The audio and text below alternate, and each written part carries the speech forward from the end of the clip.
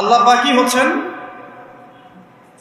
প্রত্যেক আদম সন্তানের একমাত্র রব, তিনি ছাড়া আর কোনো রব নাই। আছে? তারপরেও ধর্মীয় কনসেপ্টে আমরা বিভিন্ন মতবাদে বিভক্ত হয়ে গেছে, এবং প্রত্যেক ধর্মগ্রন্থ যদি পড়েন, একটু টুকটাক পড়েন, আপনি দেখবেন প্রত্যেকটা ধর্মগ্রন্থেই বলা হচ্ছে যে আল্লাহ একজন, আল্লাহ একজন।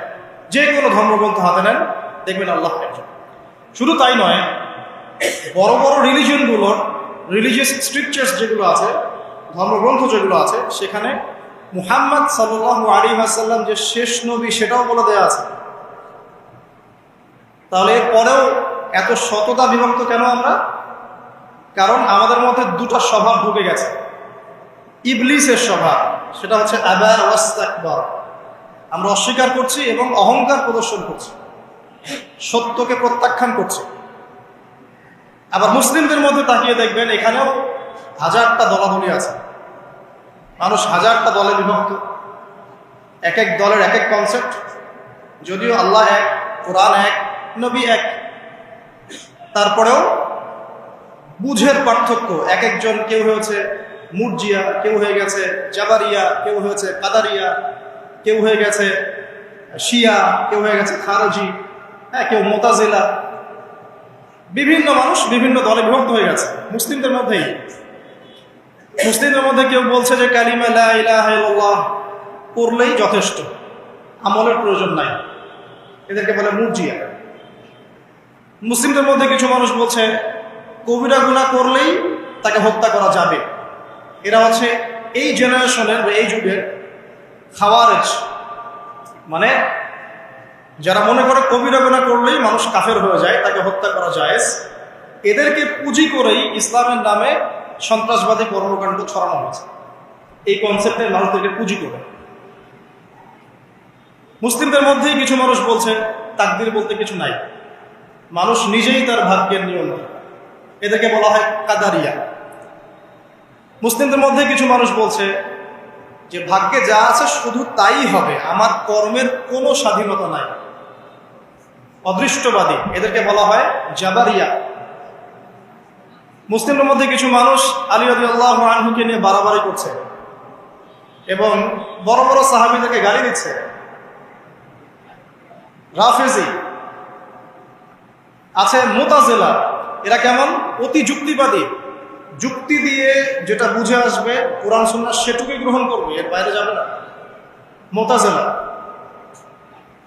এর বাইরে আল্লাহ রাব্বুল আলামিনের শুকরিয়া যে আল্লাহ পাক আহলে সুন্নাহ ওয়াল জামাআহ এই আকীদাটা সমাজে প্রতিষ্ঠিত রেখেছেন, যারা কোরআন এবং সুন্নাহর বাইরে যায় না এবং কোরআন এবং সুন্নাহর সেই বুঝ এবং ব্যাখ্যাটা গ্রহণ করে যেটা আল্লাহর নবী এবং সাহাবীদের পক্ষ থেকে এসেছে।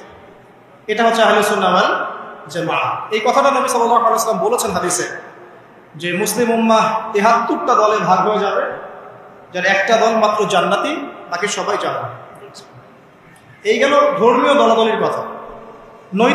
নৈতিকতার অবক্ষয় দেখেন মুসলিমদের মধ্যেই, দেখেন ম্যাক্সিমাম এখন কিন্তু সুদখোর, হ্যাঁ, তারপরে ঘুষ খাচ্ছি দিব্যি, দুর্নীতি করছি, কোনো সমস্যা নাই, ইভেন অনেক সময় জনগণের টাকা লুটপাট করে খাচ্ছে, কোনো প্রবলেম নাই, রাষ্ট্রীয় সম্পদকে নিজের গনিমত মনে করছে।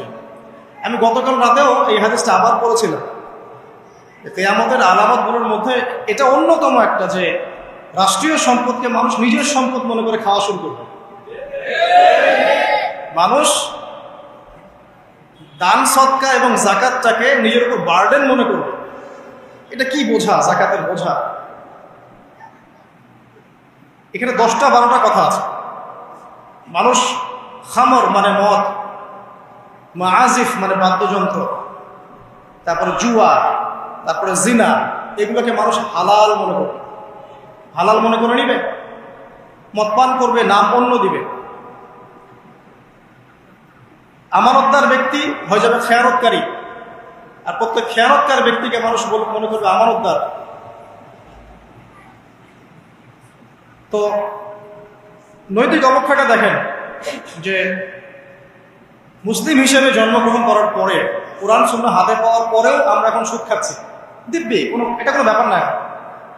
বরং এমন একটা কনসেপ্ট এখন চলছে যে সুদ না খেলে আবার এই যুগে চলে নাকি, মানে মায়ের সাথে জেনা না করলে কি এই যুগে চলে নাকি। রংপুরের একটা ঘটনা, যে আমি এক ডক্টরের কাছে গিয়েছি, ডক্টর টেস্ট করার জন্য গাড়ি থামিয়েছি, দৌড় দিয়ে একটা ছেলে আসছে, আর দূর থেকে আমাকে দেখেছে, সে গ্লাসে লক করছে। গ্লাস খুলে বললাম কি সমস্যা বলেন, তো বলছে হুজুর জাস্ট আপনাকে দেখে দৌড়ে আসছি একটা খালি মাসআলা জানার জন্য, যে একটা ঘটনা ঘটেছে আমাদের এলাকায়, এটার সলিউশন কি হবে। অনেককে জিজ্ঞাসা করেছে, অনেক